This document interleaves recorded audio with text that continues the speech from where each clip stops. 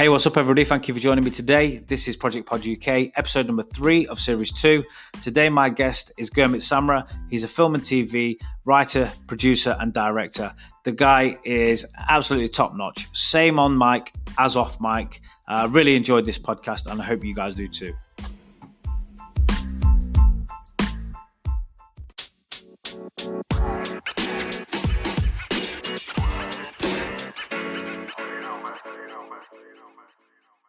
Hey, Gurmit, welcome to the podcast. Hey, Richard, thank you so much for having me.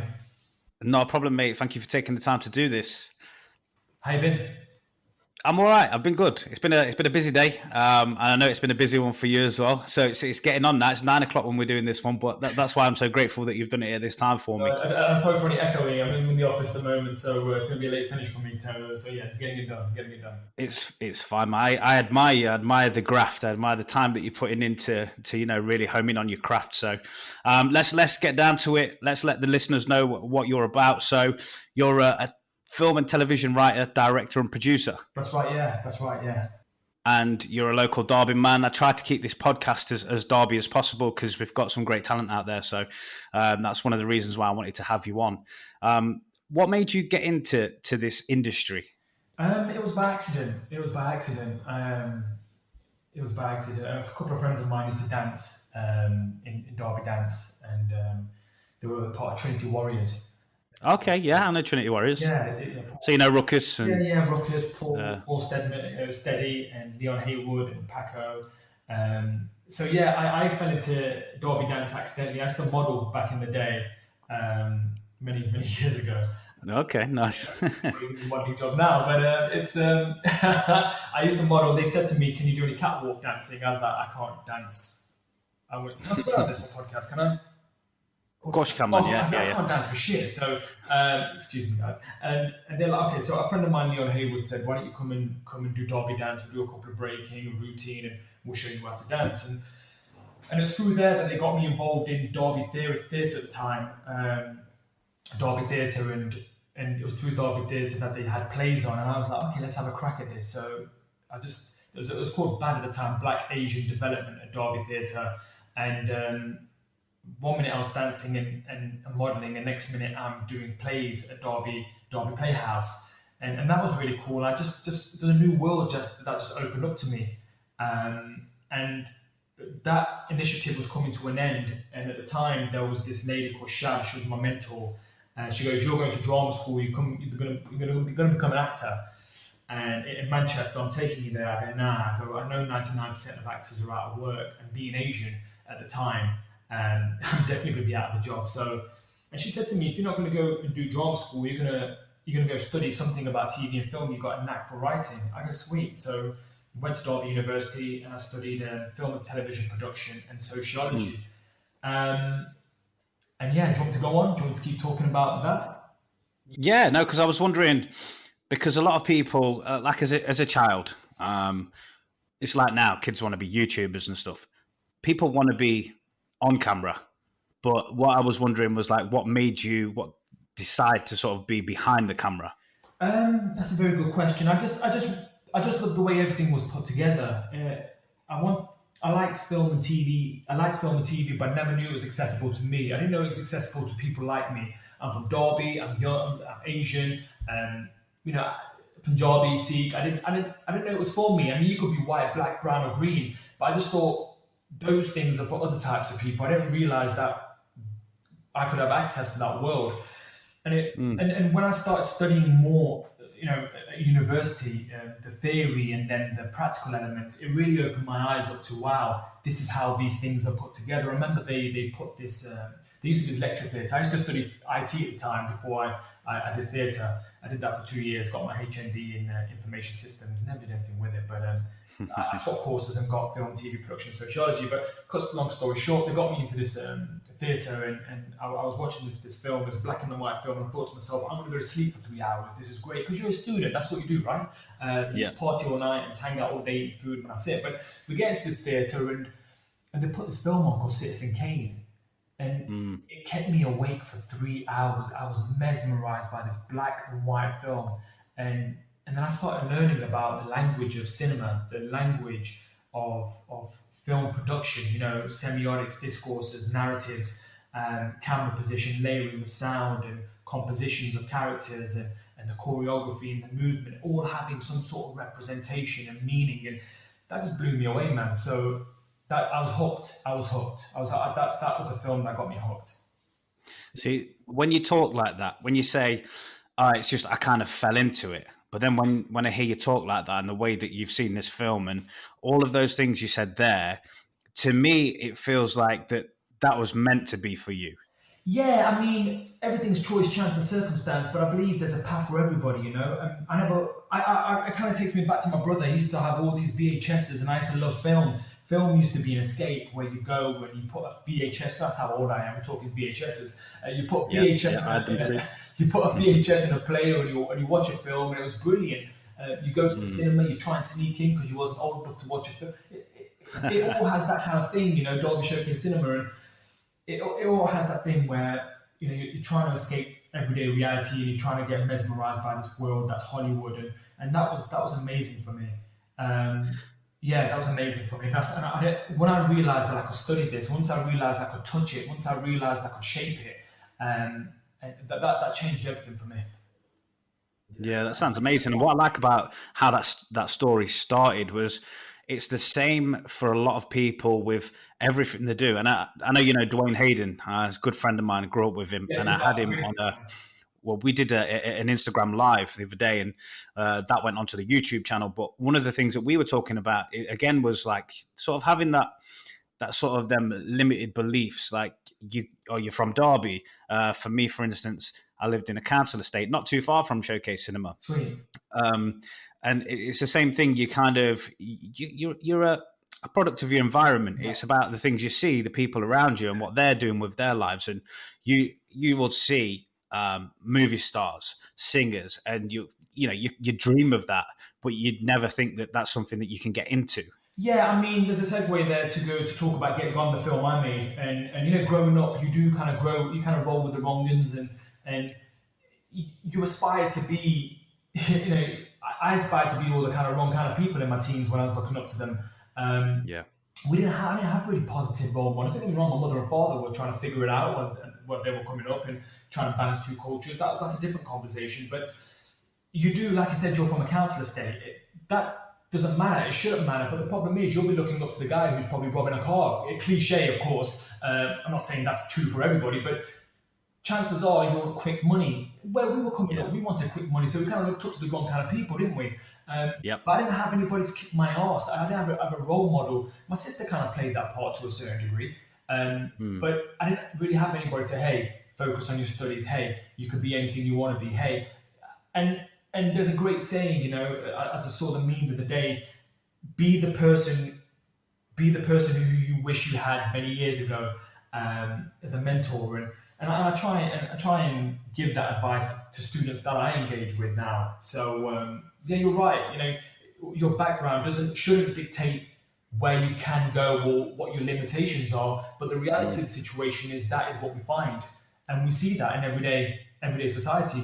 People in council estates getting into trouble, and kids from gangs and all the rest of it. And it's not necessarily from the council estates; they could be from anywhere, but it's just who you're looking up to and the kind of circles you're rolling with and what you're getting up to as kids. Yeah, definitely. You should never let your environment define who you are and where you want to go. Not at all. Not at all.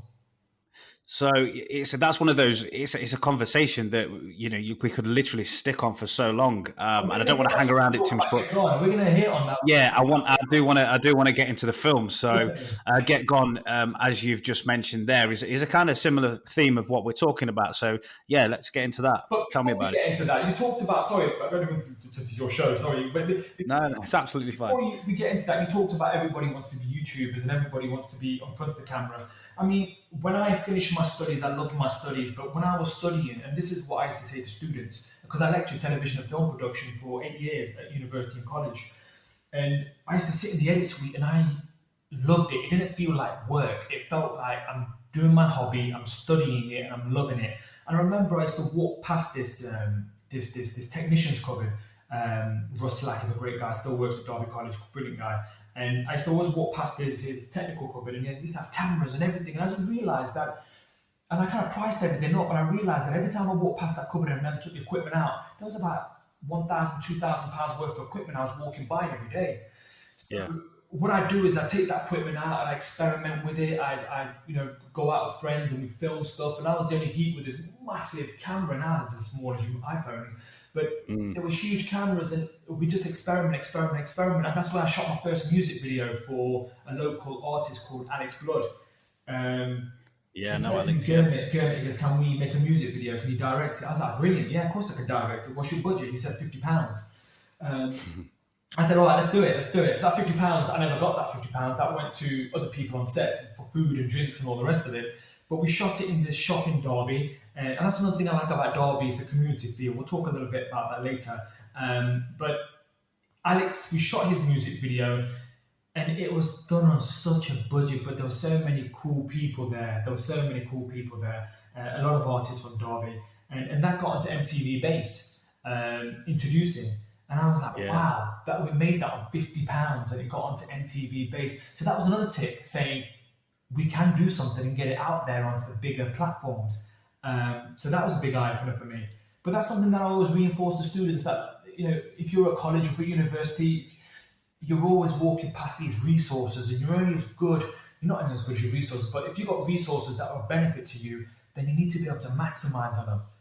Everybody wants to be a YouTuber, but are you working? Are you putting in the 5, 6, 7, 8, 9, 10 hours a day on your hobby, on your passion? Are you producing results? Are you letting people discuss your work? And now, in this day and age, it's so much easier to create something.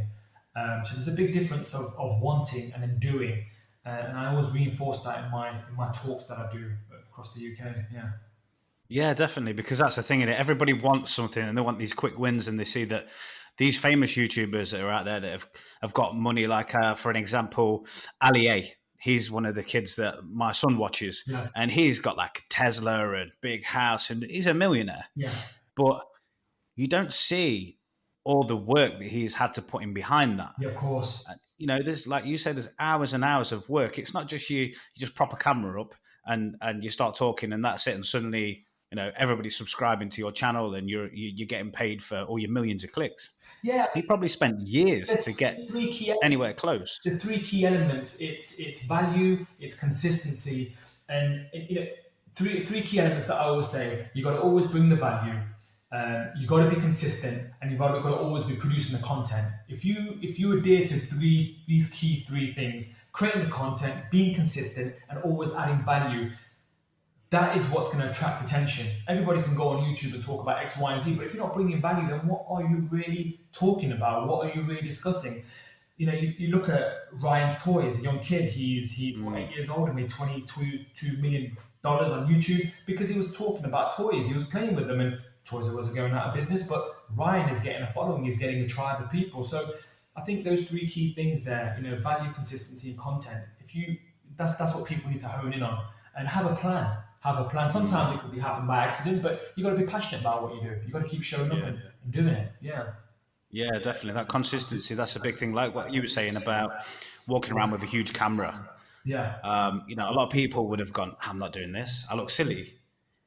Well, but you decided the first time I took one of those big cameras out, I drove up to Nottingham. There was this high-rise that I wanted to film because it was an urban story. We drove over it, I press record, didn't work. I drove over the bridge again, press record, didn't work. Well, somebody else drove while I was trying to take the camera. And then I went back and Ross goes, that's a head cleaning tape. It isn't even a tape, Gurmit. So it's trial and error, it's doing it, it's showing up, got the stuff, went back out, learned a lesson and filmed it. But the beautiful thing about today is, I say to people, when I was coming up and learning editing, I had to turn on and wait half an hour for the computer to warm up. I had to pick up a big book and learn how to do a transition or an opacity drop, and you had to learn the effects. Nowadays, you've got all that information at your fingertips. Software. But in YouTube, and you could do it all on your phone, and I'm like, what are you guys waiting for? You don't need permission off anybody to make this. Just go and do it. Yeah, it's so true. So true. Even going back to playing on your Commodore 64 as a kid, like if you're as old as I am, I'm not sure how old you are, but these kids don't understand that they put a disc in and it's near enough instant, and they're playing on Fortnite. We used to put a tape in, a cassette tape. He used to sing to us. Yeah, and it would have like these multicolored stripes across the screen. By the time the game actually loaded up, you were pretty much hypnotized. Yeah, I don't yeah. know if that was something they did purposely, but yeah, it was like you literally had to sit there and wait half an hour. But then, when you got to play that game, it made it all worthwhile. And I think, sometimes things do come a little bit too easy now, and that's why people want that easy win, or they think that they can get that. Oh, I can be a YouTuber, it's easy, this kid's done it and that kid's done it. But you've got to put the work in, you've got to wait that amount of time, and like you said, you've got to be consistent. Yeah, keep adding value as well. What value are you bringing to the table? I think that's important.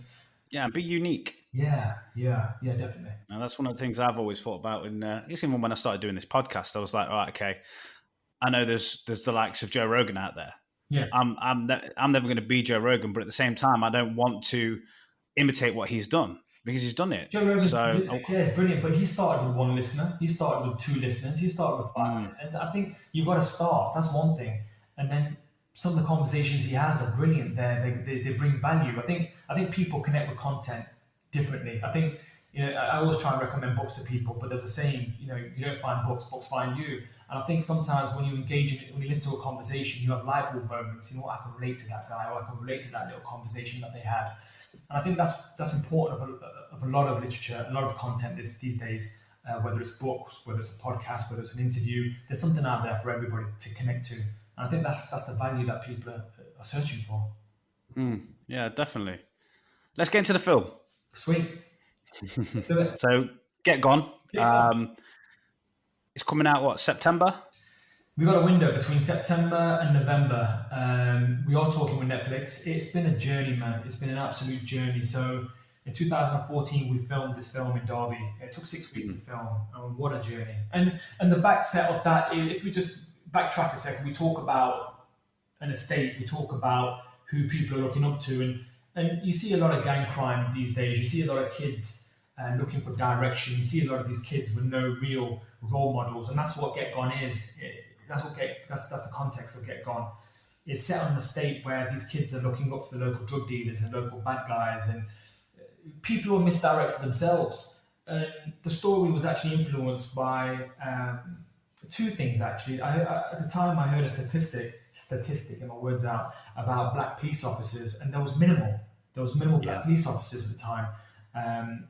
And the recruitment drive to bring in the black community, to give them options of being on the police. And that was, it wasn't having much of a drive up north here. In London, different story, but up here, there wasn't that interest. And another thing was a student of mine, and when I was teaching, I lectured television and film production for like I said, 8 years, and a student of mine said, Gurmit, I'm being forced to sell drugs by some family members. And we had a heart-to-heart, and we had a talk, and I said to him, look, you got options. You don't have to listen to the voices that surround you. You've got options, and you get to choose. That's the beautiful thing. No one's forcing you; they're encouraging you, but ultimately you get to choose. Do you want a quick win by having money in your pocket, or do you want to be able to further your education and have options? Because you don't have many options when you sit in a prison cell.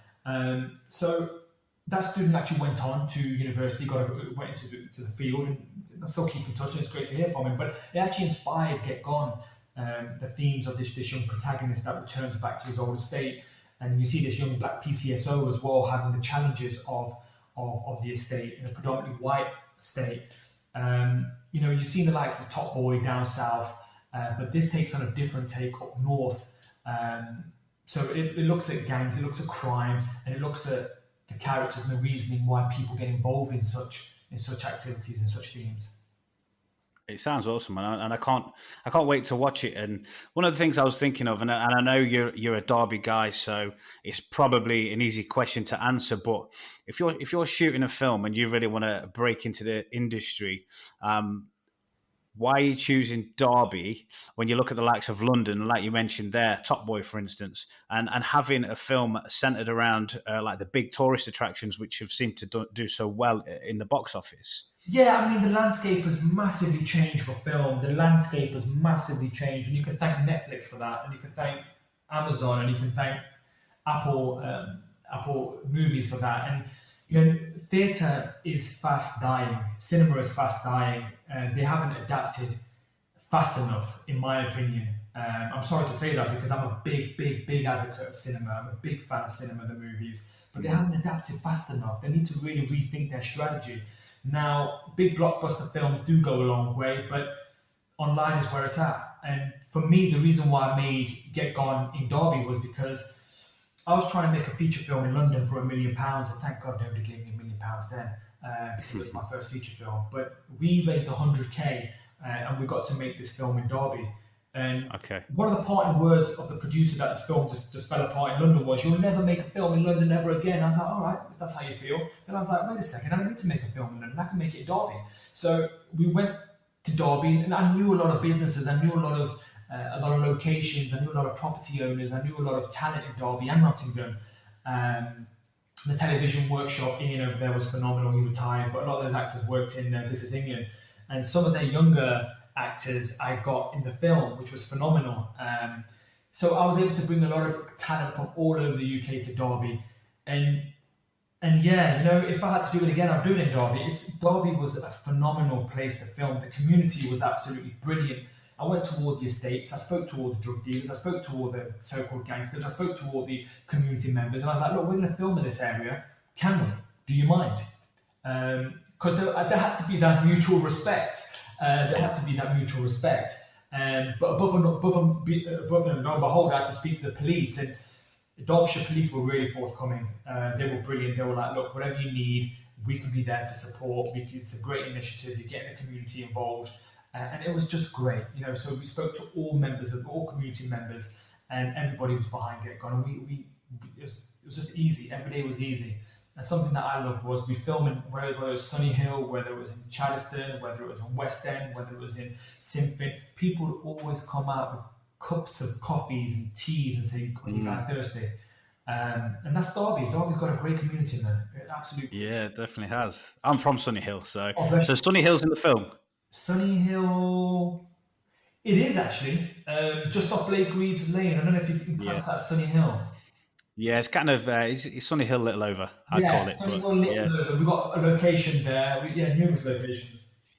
That's what's exciting about this for me, is to just be able to see a film where you recognise places in it, and everybody in Derby is going to see that. But I mean, how was that for you? Was that nerve-wracking going into speaking to like your local quote unquote gangsters, drug dealers? Look, everybody knows. Everyone knows that there's. I was given this phrase of the day. There's yoffs. I was given this phrase of the day. Yoff. Yeah, yoff.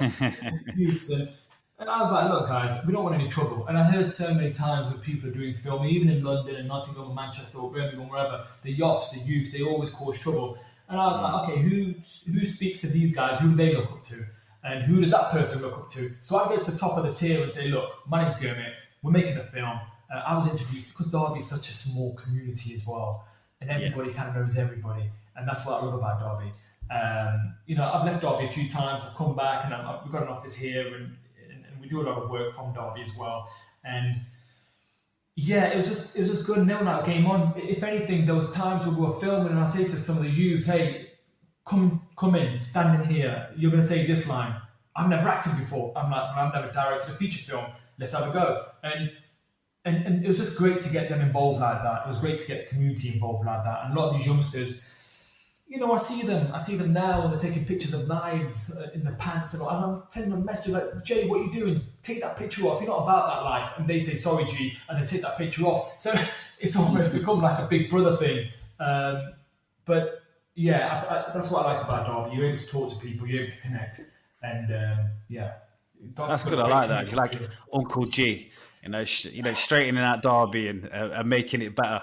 Well, I don't know about making it better, but you know, I can sit with people, and I think that's the main thing. And I'm not judging anybody. No, definitely. I'm not judging anybody. We've all walked different paths, and I think once you're able to connect with someone and say, look, this is something greater than us. This is something bigger than us. We're getting a lot of people involved, the youth involved, the community involved, and yeah, let's do something good, man. Let's do something good. And it sounds like you've got the respect of the youngsters, and that's why they would listen to you.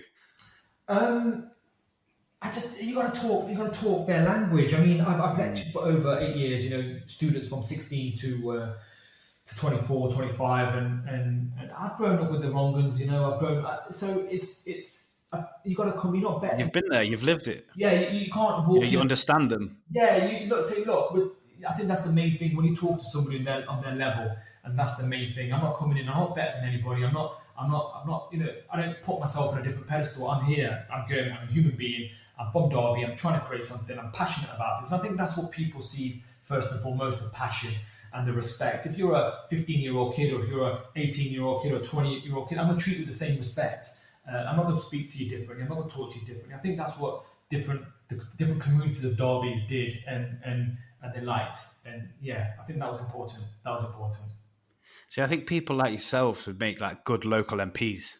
I don't know about that. I don't know about that. Genuinely, because Politics. like I say, you've been there, you've lived it, you understand the kids, and they understand you, and it's kind of it's like I said, it's a mutual respect. And if you're coming from a background where you've had a great upbringing and you've just not seen that life and don't understand that life, I think there's a massive disconnect. A lot of the problems that we see in the world, and even like locally, in London or anywhere else, it's because there's such a disconnect there. You're not wrong. I think I'd always been ambassador. I'd always been ambassador for that, champion change.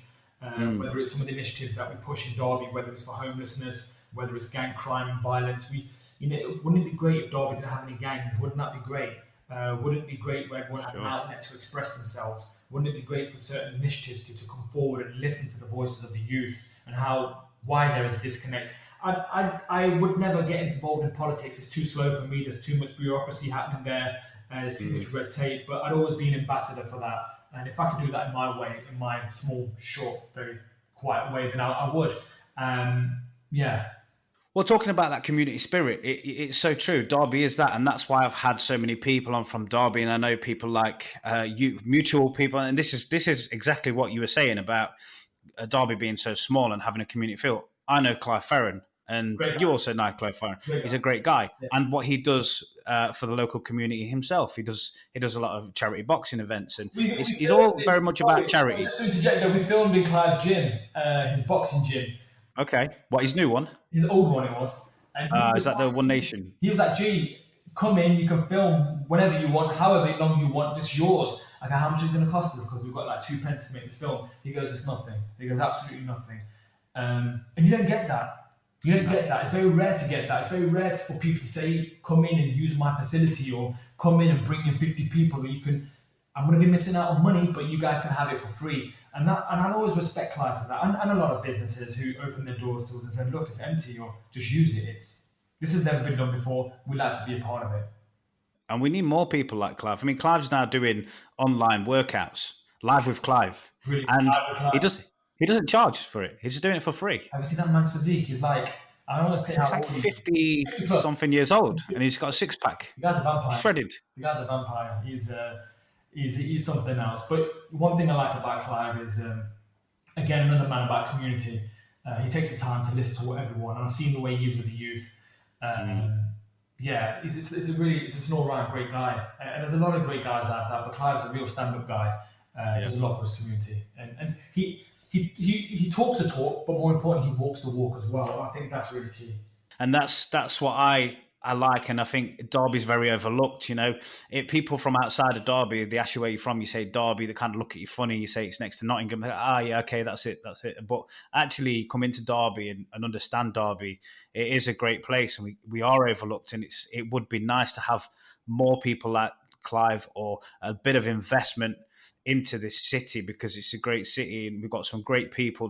There's a great talent pool here. There is a great talent pool. Singers, producers, writers, directors, musicians, music artists. Yeah, there's a hotbed, and I think they are an inspiration for the hotbed that's coming up as well, for the new generation that's coming up. But like you said, there needs to be some sort of facility here. There needs to be some, the heart of the UK. Derby is the heart of the UK. That's what I say to people. You're from Derby, yeah, up north in the Midlands, and Midlands Derby is the heart of the UK, and more does need to be done here. There needs to be more ambassadors to bring more creative hubs here. That's important.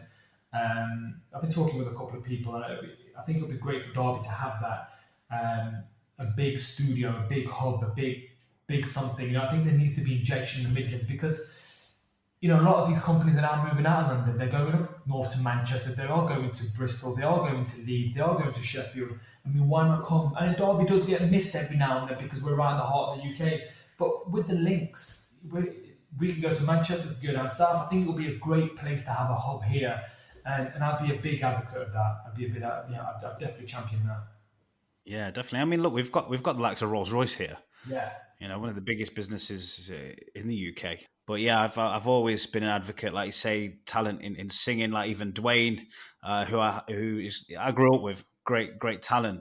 There's rappers like Ruckus and Eyes. Nice, good lad. He helped us on Get Gone as well, and Ruckus. They both helped us on Get Gone. That's awesome. Like, this is how small and tight knit we are.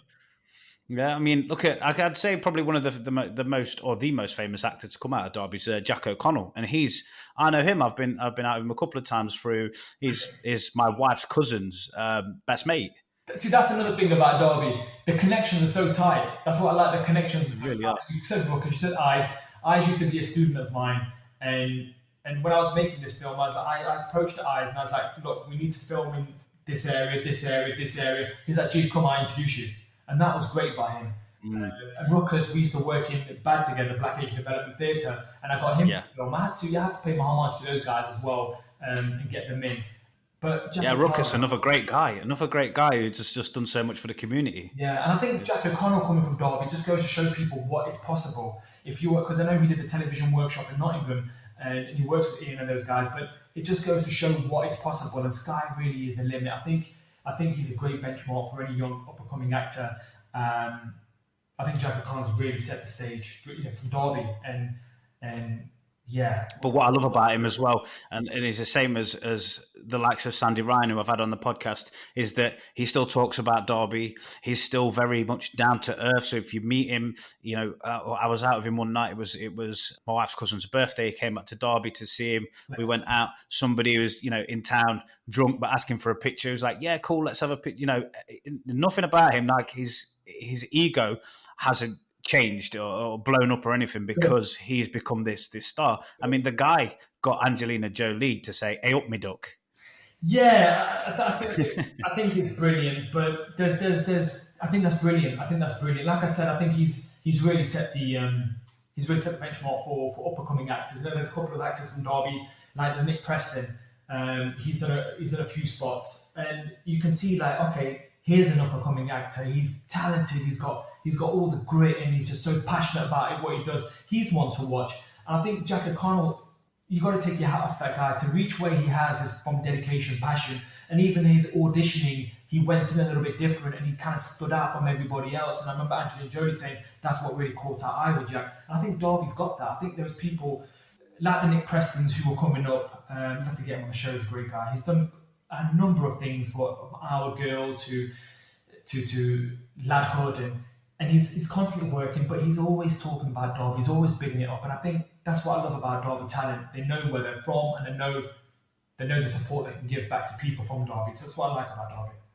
And I think there's like a rawness to the likes of Jack and is it Nick as well. So it's like it's not, you don't have to suddenly try and become somebody else or act a certain way. That rawness, that kind of Derby accent, all of that mixed in, there's that grit, there's the, because Derby is, I think a lot of people have, nobody here who lives in Derby really have had like a really amazing upbringing. They've probably been, moved out of Derby once I don't know, the parents have become successful and rich or whatever. But you've always got that kind of grit, or you've because we're so tight, because we've got the community. Some of your friends are from the estates and things like that. So I think that's really important, and that's what actually people like. It's a similar thing that I've been told in the past. Like, don't change who you are. It sounds very cliche, but actually, being yourself sometimes can pay dividends.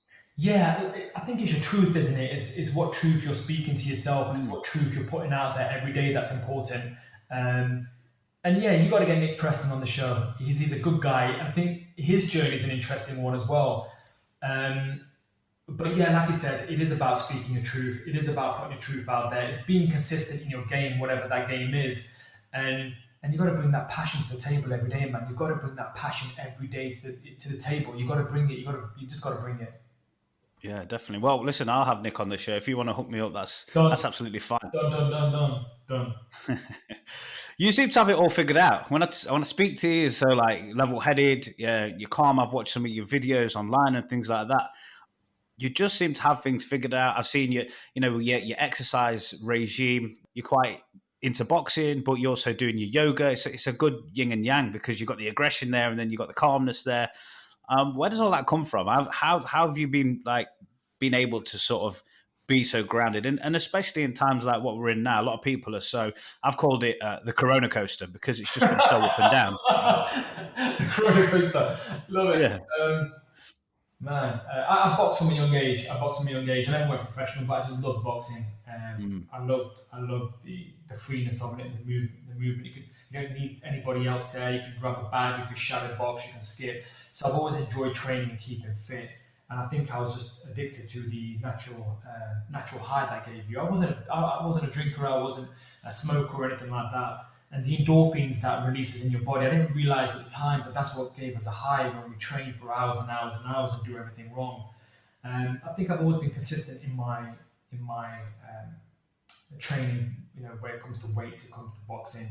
But just recently, past couple of years, I've been taking up yoga. I was involved in a head-on car collision just under 2 years ago. Okay. I started experiencing a lot of bodily pains and mobility and flexibility, and it was a scary time. But I was out of action for a couple of months. Couldn't walk properly, couldn't stand properly, and then I had a lot of deep tissue massages, and they were telling me to do these exercises. And a friend of mine told me to get into yoga. Now, there's a lady who teaches a Mind Fit. Her name's Abby, and yeah, I went to one of her classes. I think it was David Lloyd's. She put a class on, and I went, and it was just different. It was just absolutely different. And just going through the movements, going through the stretches, and yeah, I kind of took to it. I took a bit of a break from it, and then I went back to it because every time I go away from it, I start getting those aches and pains. And then it was just a case of finding the balance. When you're boxing, you're smashing a bag, or when you're lifting weights and you just it's that resistance. That's all outwardly expressive. But when you're doing yoga, it kind of internalize it. I don't mean to sound too woo-woo, but when I get to 90 years of age, I want to be able to tie my shoelaces and not think about my bench press. And I always say that to people. And I wish I did this years ago. But yeah, I think Abby would make a great person to interview. And yeah, a lot of things that her guidance in terms of meditation, her guidance in terms of opening the body up, in terms of your body, you've neglected it, and your body does get neglected with weights, and it does get neglected with boxing. But when you start stretching, and when you start learning more about the body and internalizing the process more, it just opens up a different world, man. For me, it's really changed the game. I need to incorporate that to give my body the discipline in order to punch the bag, in order to be able to lift weights. I can squat deeper, I can punch for longer, I can reach for it. It's just a lot of things that come into play. And for me, it was the missing link. It was definitely a missing link. I've done a bit of yoga myself, and it's tough as well. A lot of people look at it and think, it's for girls, but mate, try doing yoga. Especially if you're sporty. If you played football for a lot of years, and it's like as lads, we don't bother stretching out. We'll just get up and go out. We'll start running, things like that. Same. I've done a bit of boxing myself and other martial arts and things in the past, and I noticed when I did yoga, I was like, oh, I can't even touch my toes. And then there's these different movements that they're giving you, and it's so tough. I even tried the hot pod yoga as well. I don't know if you've done that. Oh, well, that's what this lady Abby does. Oh, right, okay. The great thing was, a couple of weeks back, Abby, when you got to do yoga outside, Abby put some sessions on outside, which was great, max 5 people. I invited all my friends to it. I invited all my people to it, and they just really took to it. Everyone's saying, gee, when can we do it again? And I'm on about rugby players, I'm on about bodybuilders, I'm on about guys who do jiu-jitsu and boxers and people who do blaze and who rip their body to pieces and smash their body to pieces. Everybody has taken to this yoga form. And I think, it's all about finding the right practitioner, and that's what Mind Fit Yoga does. And Abby, I can't promote them enough, and I can't push them enough. They've done great things. They've really done great things, especially for me. And it's like this Chinese proverb that I came across. If you find something great and it works for you, you've got a response. I'm just paraphrasing. You've got a response to share that with other people so they can get benefit from it. And everybody who's gone to a yoga session with Mind Fit, they've just really taken something away from it. And I kind of been balancing that with meditation as well. Because look, man, we're in strange times. We're in a different time where you can keep listening to the media, you can keep listening to these conversations where a lot of negativity is going around. But if you can change your surroundings to a certain degree, that might be going from your living room, current conditions, to your back garden or to a park. If you could just change your environment for a minute or just listen to different voices, I think it just changes your perspective. And that's why I still enjoy boxing. That's why I still enjoy weights. That's why I still enjoy yoga. And those things have been a bit of a lifeline to my mindset and well-being, because, when you sit there with your own thoughts, you could become your own worst enemy. You know, deep thinkers can think and put themselves in a deeper hole. But me, I'm just all about momentum. You've got to be able to move. You've got to. That's what all this does. But when you do yoga, when you do meditation, you're moving inside. Does that make sense? You're aligning your chi, your chakra, or whatever. I don't know the fancy terms just yet, but you're aligning things, and it just makes so much sense. It just makes so much sense to me. One of the things I love about yoga is, it's right at the end, where you just kind of go through the little bit of breathing. There's something that just, it's so relaxing. And those words you say at the end, when namaste, after that part of it, you just feel like it's hard to even explain. It's just like everything, all the tension and everything is kind of any stress, anything, just it's all left your body, and you just kind of, I don't know. I feel like that's how you're supposed to feel. That's how you should be. Are you with me? Do you get that feeling right at the end of the class? Yeah, it is. It is, because at the end of the sessions that I do, it's like you've got a 10-minute, 5 to 10 minute wind down. I mean, where else are you going to get that break? Where else are you going to get that time out? We all got busy schedules. We're all running around. In current conditions, we're all confined within these walls at times of uncertainty. But when you're able to connect with yourself, I think it's phenomenal. Like I said, I get something from boxing. I get something from weightlifting. But for yoga, it's internalized. And my friends have been doing it for years, and I've never really kind of caught on until I kind of realized what it's about. And it is about taking time out. And for me, when you're writing something or when you're creating something, the best ideas come when you're not trying to force it in front of a laptop, or when you're not trying to force it in front of a notepad. And that's where meditation, and that's where yoga, and I always get my ideas when I'm in those sessions or when I'm in the gym, or it's always away from the place that you're trying to get it. That's what I find anyway, as a creative, as a working creative, an aspiring creative, whatever you want to call me. But I always find that when you're taking time out and doing something that's freeing from your natural routine of every day, is where you're able to get your best ideas. It's that clarity, isn't it? I suppose that you're able to just forget about everything else, and things will just then start to come to you, because when your mind's just constantly racing, it's hard to fit anything else in there. Yeah. And I suppose once you've got that clarity, when you're doing your yoga and just more creative juices will start to flow. Yeah, a lot of people say to me, "Oh, it's 15 minutes. Oh, it's 1 hour. I can never take that out of my day." I'm like, how many times do you flick onto social media? How many times are you looking at rubbish on the internet? How many times do you procrastinate? Yep. In the grand schemes of things, this is an investment in yourself. So I've always been an advocate of health and well-being. I've always been an advocate of it. And I see how important that is, especially coming up. I've lost a couple of people to depression. I've lost a couple of people to suicide. And I can just see how important that is, doing those things, getting those natural endorphins. And I think it's really important. It's self-investment. And it's something that you're in charge of. Little things like the diet. You're going into self-help books and learning things about health and wealth and relationships. I think you got to invest time in yourself. You really do. You really do. I think that's the biggest thing is we neglect our own health. We really do, and our mental health. It's kind of mad, but you're always focused on everything. Your work life, things like that. That takes up the majority of your day, and then you bring that home with you, and then you've got all the rest of the stuff, your families and whatever else. Like you say, social media and things like that. The TV. It's a case of distraction. It's a case of procrastination. It's a case of it is distraction is a big one. Distraction escapism is a big one. I mean, what do we do? I mean, you've got to take time out for yourself. Otherwise, I feel you can get into this cycle of I'm doing something that I don't like. I'm going to come back and I'm going to try and forget about it by distracting myself by doing something else. That's the kind of vibes that I get from some people, and I'm like, if you don't like what you do, then your time outside of that should be it should be doing your passion. It should be doing, if you're into drawing, if you're into art, and have a go at doing it. And I think this COVID lockdown, this COVID coaster that you called it, was a great time to do that. And it is a great time to do it. It's a massive wake up call to learn a new skill, learn a new language, learn a new art. Yep. But again, you've got to have a bit of motivation, but you've got to have the right voices around you. I think that's important as well. If you can't change your environment, Gary Vee, there's a good prolific thought leadership thinker. His name's Gary Vee. Says if you can't change your environment, change your voices.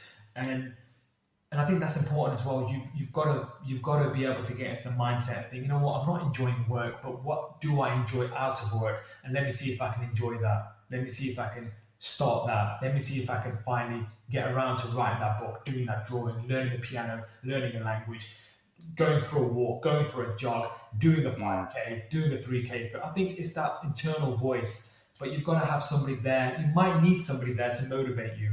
I think that's important. You've got to have the right voices around you as well.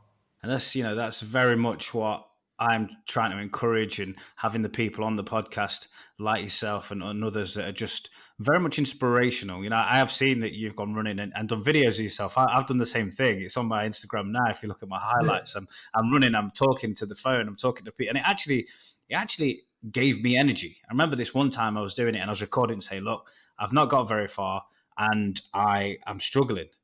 But what I try to do with that is like, that's my mind telling me that we want to stop, and I'm constantly like, right, telling my mind to get fucked. Telling my mind that, no, I'm not listening to you. And do you know where I got that from? David Goggins. I don't know if you've heard of David Goggins. No, I haven't. Ex-Navy SEAL. I listened to his Audible book, Can't Hurt Me. It blew my mind, that guy, the stuff that he's done.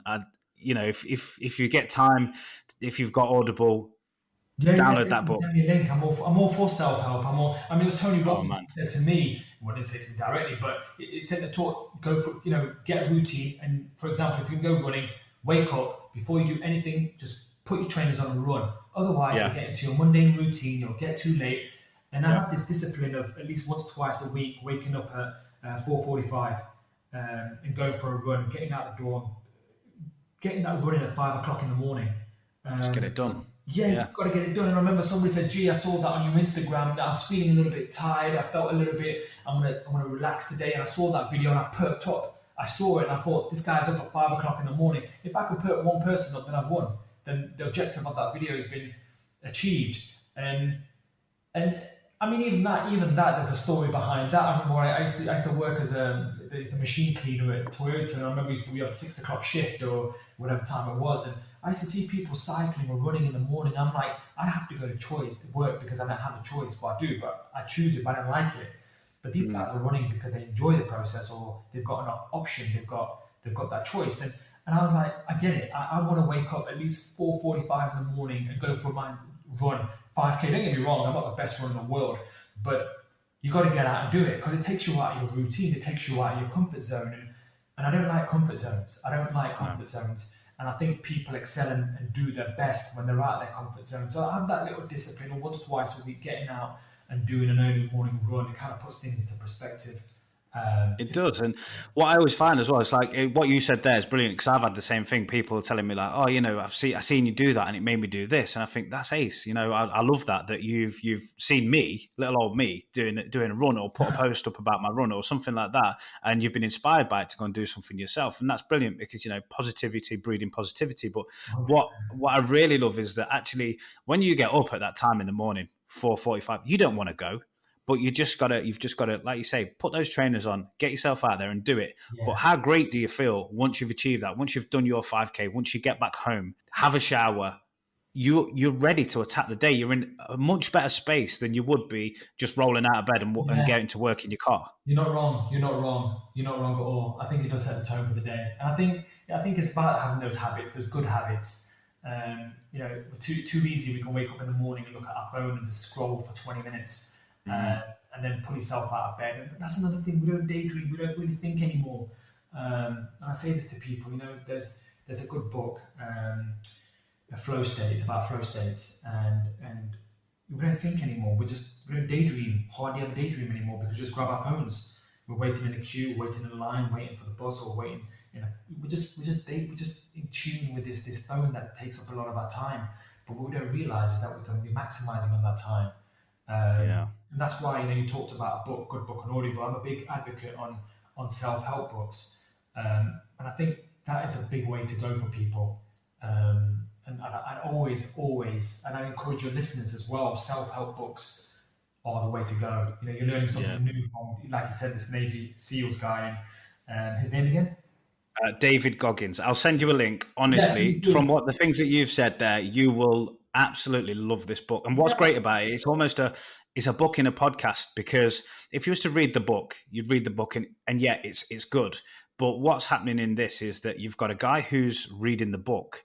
David Goggins is also there, and the guy might even just get halfway through the chapter and go, "Whoa, hang on a minute, David, this actually happened." And then David will go, "Yeah," and he'll basically start having a discussion about it, and then it leads into other stories that you wouldn't get in the normal book. But without spoiling it, just the journey. He's all about callousing his mind. That's what one of the things that he says, having this callous mindset. But he didn't start like that.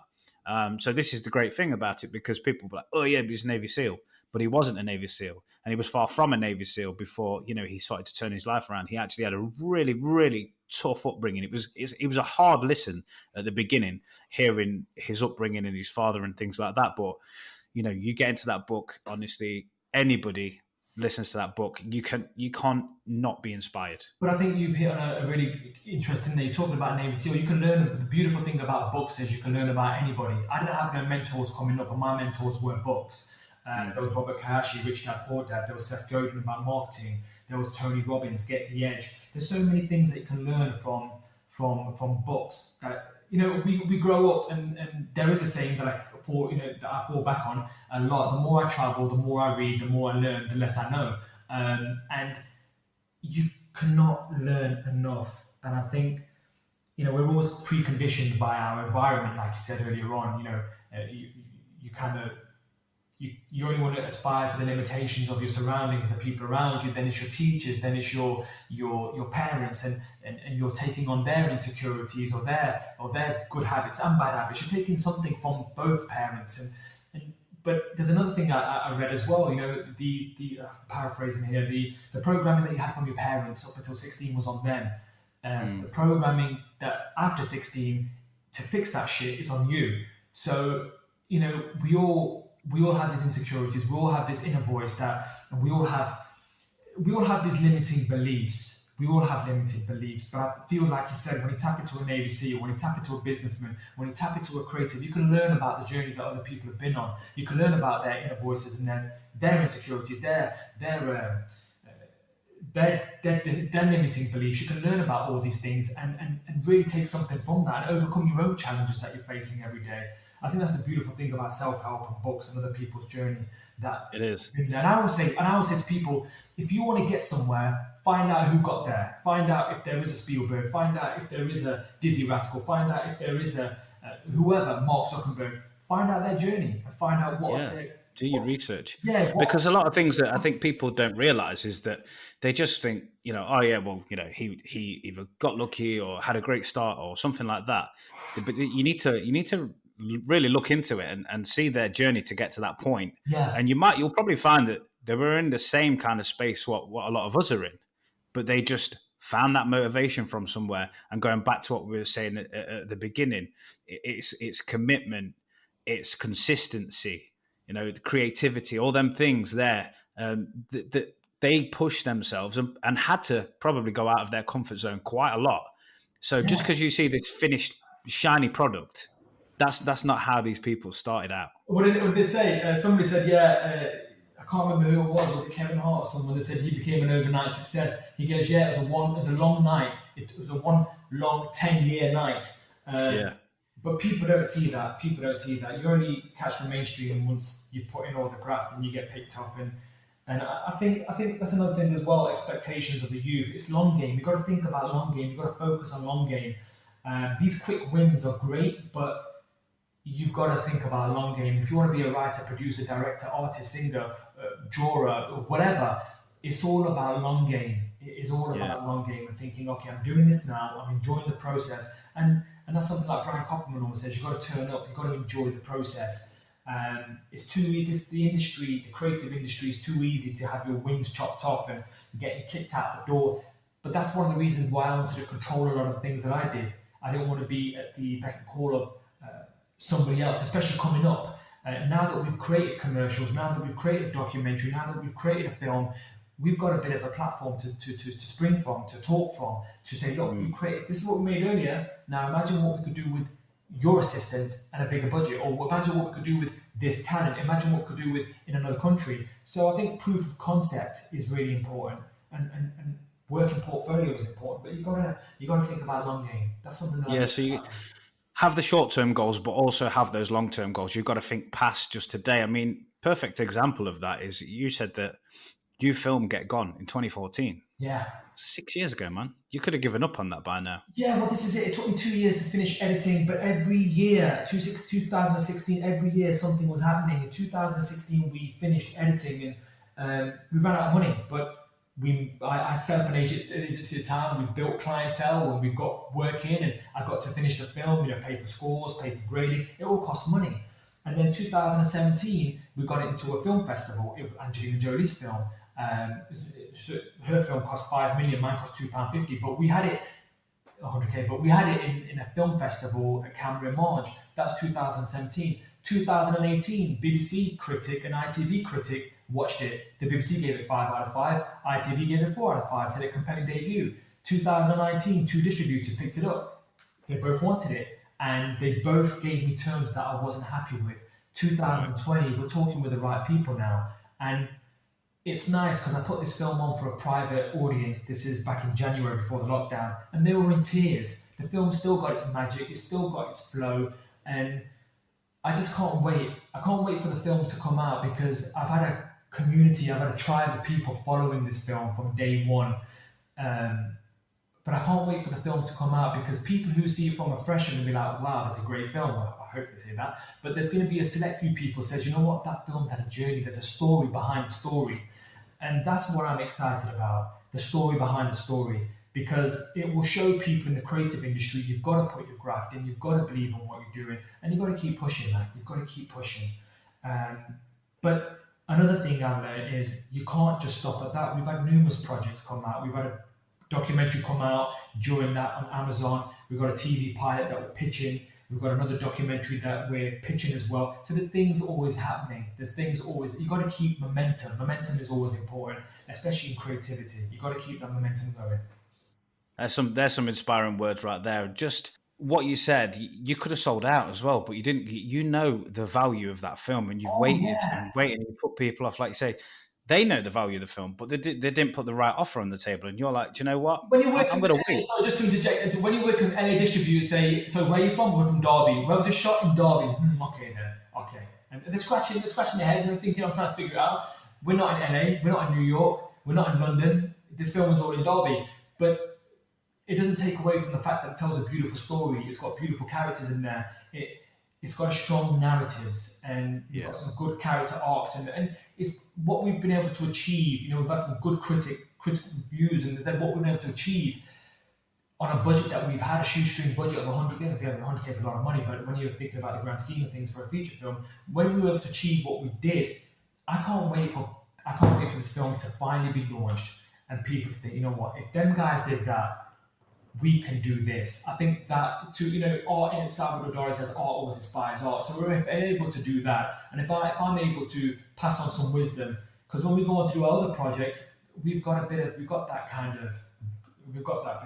grit, we've got that bit of resilience, we've got a bit of know-how. We know how the system works. We know the time and effort it takes to make something like this. So I was hoping it inspires other people to step up and think, you know what, that's a journey. Long game. Let's focus. Let's work. That's awesome, man. Like I was saying earlier, you seem to have it all figured out. Everything seems too easy. What I want to know is like, because this is something that I always tell people is like you learn from your lessons. Yeah. What mistakes have you made in the past, or one in particular? Give us an example of a mistake that you've made, but then you've learned from that, and how has that helped you moving forward? I'm just trying to think about it. the one of the mistakes that I can think I made was not getting mentors sooner. I Mm. got them later, and I think that is a big one. You know, there's a hubs, there's a spot, there's activity happening around your chosen field. There's activity. It's not what you know, it's who you know. And I learned this lesson as soon as we were making Get Gone, and when we just finished making Get Gone. I wish I learned a lot more from mentors, filmmakers who had done films, who had got a couple of films out. I wish I'd learned because I would have saved so much time because I put myself through so much stress before the filming could get gone. There was anxiety, there was a lot of stress coming on for me because I was balancing all these personalities, all this budget. I had to pull something off from my head onto a script. There was a lot of stress and anxiety coming from me. But I wish I'd gotten. Don't get me wrong. I think that you either go into a corner or you come out fighting. I chose to come Yeah. out fighting, and I had a great team around me as well. So I can't take credit for everything. If it wasn't for the crew, this wouldn't have been possible. So always mad love for the team, and that's important to have the right team around you. But I think having mentors very early on is important. Just for someone to say, look, kind of been there, done that. You can save yourself 6 months. You can save yourself 2 years. Don't go that way. Try this way because we kind of know how to navigate through that. I think I never got a mentor soon enough. And I think that's important. That's Great important. answer. I completely agree. I've had mentors throughout my life Brilliant. that have really helped me, and even at times where I was a teenager and didn't want to listen to them. Yeah, these are people that have been there, done that. They're experienced, older than me.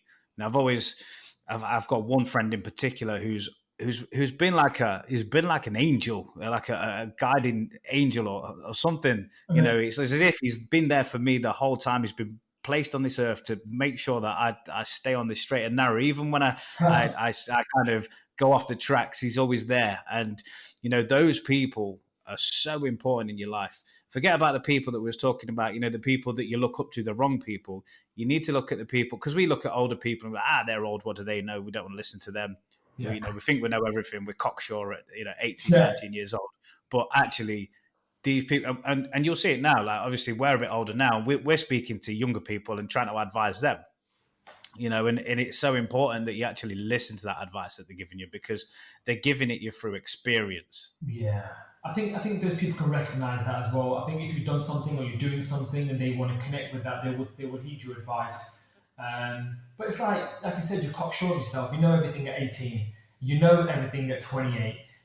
You don't know nothing. It's just I think that's really interesting because you said that word cocksure. I was so cocksure of myself so many years in my late teens, in my early 20s, and going into my 30s. You don't know fuck all, man. You don't know fuck You all. don't. You really don't. Just get on with it. Just be nice. Just carry on working. Yeah, I think that's it. You just got to be a sponge and you just got to take it all in.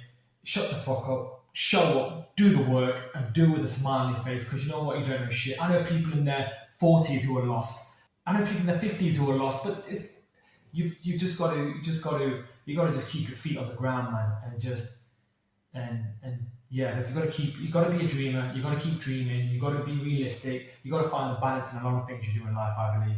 I think that's important. That's really important. Very much so. Very much. Right. We're going to start wrapping this up now, but I've started kind of a new segment of a new thing. So it's called InstaFam Questions. So it's my Insta family. The page is still pretty new, so I've Sweet. not got too many followers. But I've got a few questions for you. Okay. And it doesn't have to be. This is what I put out there. It doesn't have to be too serious or anything. So I've got a couple of serious ones. One's pretty funny actually. So I'm going to go straight in with this one was from at Mackenzie Day or at Mackenzie_Day. What one thing would you change about yourself and why? What one thing will I change now about myself? Mm, Mackenzie, yeah, that's an interesting question. What would I change about myself? Um, Nothing.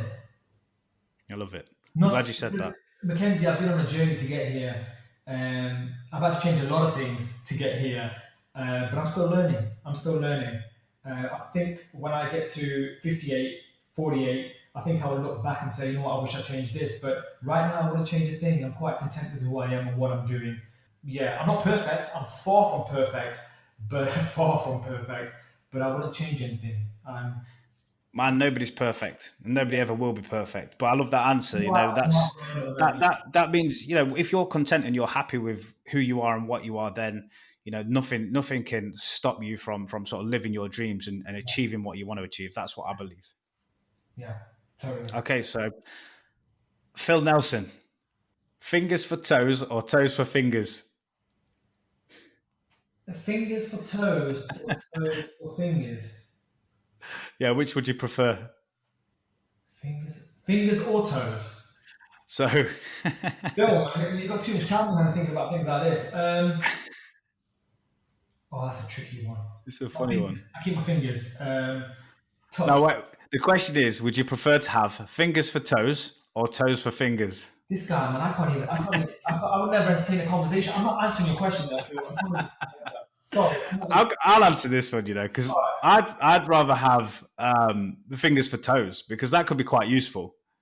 Fingers for toes. Yeah, I mean, if you had fingers on your feet, then you know you could potentially like hang upside down from a bar. Toes on your fingers. Fingers for toes instead of toes for toes. So what would you have on your fingers then? That means you have to swap over. So I think that's the question. So would you rather have fingers for toes or toes as your fingers? Man, I'm lost already, but yeah, I'm not passing Move on. We've got a more serious one here. I wish I could change to understand questions like that. I wish. Go back to the computer. This one was this one's a more serious one. This is from Lee Valley. He said, "What do you feel film and TV media excels in portraying that other mediums of art just can't do so well?" That's a good question. That's from Lee, is it? Yeah. If a picture paints 1,000 words, then a video frame paints 1,000,000. And the fact that it moves, the fact that it's got colours, the fact that it's got music, the fact that the camera positioning, there's so many different layers to filmmaking that can change your perception of what's being said. And I was having this conversation with some good people the other day, and they were saying that, you know, Gurmit, do you think that people interpret films differently? I'm like, yes, 1,000%. You've got the author, the director's voice. You've got the writer who wrote the film. Then you've got the director's interpretation of that writer's work. They'll work together to identify that. But then the viewing audience, you can't beat that. I mean, you can go to a museum and look at a picture and be moved by it. You really can. But a film engages you for like 90 minutes. Or it could be a short film. Someone's got something to say in that short space of time. So I think what that narrative or what those narratives do in films, it can't be achieved by another form. And don't get me wrong, music's an interesting one because music can put you in the zone, it can make you sad, it can lift you up. But when you're immersed in a film, it's sight and sound, isn't it? It's totally engrossing. So I think that's what film does. It can put you in a different realm, different world through the eyes of somebody else. And I don't think I can't think of anything else that would be able to put you through those emotions, you know, especially if it's a film well done. You could be a soldier, you could be a refugee, you could be anybody. You could be a terrorist, you could be a police officer, you could be a politician, you could be a bank robber. No other context allows you to do that. Don't get me wrong, a book can propel you even further because it's in your imagination. But one thing about film, what it does is it puts you in that light and says, this is what we're showing you and this is what you're going to see. Interpret it how you will. Awesome, man. Gurm, I've loved speaking to you, and I'd love to do this again at some point. I really appreciate you on the show, man. Thank you so much for your time. I love what you're doing, man. I love what you're doing. I really do like what you're doing. Thank you so much for having me on, man. No, thank you. I appreciate it. Can we just let the listeners know where they can find you, social media, you know, websites, anything like that? Put that out there whilst you're on. I'm Gurmit Samra. I'm on Instagram at Gurmit Samra. You can get me on Twitter. I'm quite active on Instagram. But yeah, you can connect with me. Look, if you're an actor, if you're a writer, producer, director, if you're a creative, if you want any advice, just feel free to DM me. I'm always getting messages from people who are seeking advice. And I'll try and navigate you or put you to the best resources possible. You know, sharing's caring, as they say. And if we can lift a few people up on the way, then that's what it's about, you know. That's what it's about. Amazing. What a great guy. What we'll do is we'll put your socials out in the bio for this podcast. And as soon as the film's released, I'll be all over that. I'll be promoting that And yeah, awesome, I think man. I it'd be love what nice you're when the doing. film's released to talk to you about the film after it's done. I think after it's out, I think that would be nice. I think that would be nice. Be an absolute pleasure. Brilliant, absolutely brilliant. All right, thanks for joining me, Gum, and you take care and all the best for the future. Richard, thank you very much. And no doubt we'll speak soon. Take care. Speak soon.